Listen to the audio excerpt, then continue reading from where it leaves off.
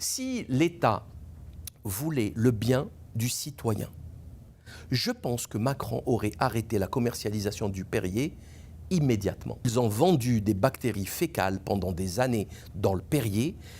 Nestlé Waters a corrompu des gouvernants. Ils ont falsifié un rapport de l'ARS avec la complicité du directeur d'ARS et du préfet.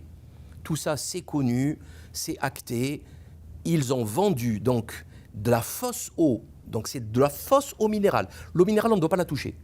Elle a été traitée avec du charbon actif, des ultraviolets. On ne doit pas la toucher. Et dans cette eau minérale, à cause des filtres dégueulasses, parce que comme ils fabriquent en continu, ils ne veulent pas arrêter pendant 2 heures nettoyer. Non, il faut vendre, il faut vendre.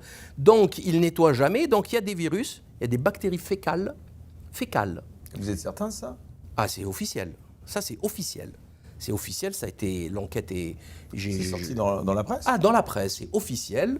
On a les noms, de tout le monde. Quand, ça? Hein? Sorti quand? Il y a un mois, 2 mois, on un mois, 2 beaucoup mois. parlé, hein. En tout cas, moi, ça m'a parvenu. Oui, mais ça remonte jusqu'à Macron. Ça remonte à Macron et à Alexis Kohler. Non, mais c'est étonnant sur BFM, au hasard. Mais c'est tellement... il n'y a pas eu Perrier cette année à Roland-Garros. Il n'y a pas eu Perrier. Perrier, il risque de disparaître actuellement. Perrier risque de la fermeture définitive. Donc il y a des virus et il y a même des pesticides. Et ils vendent ça une fortune. C'est des milliards d'euros d'escroquerie aux consommateurs.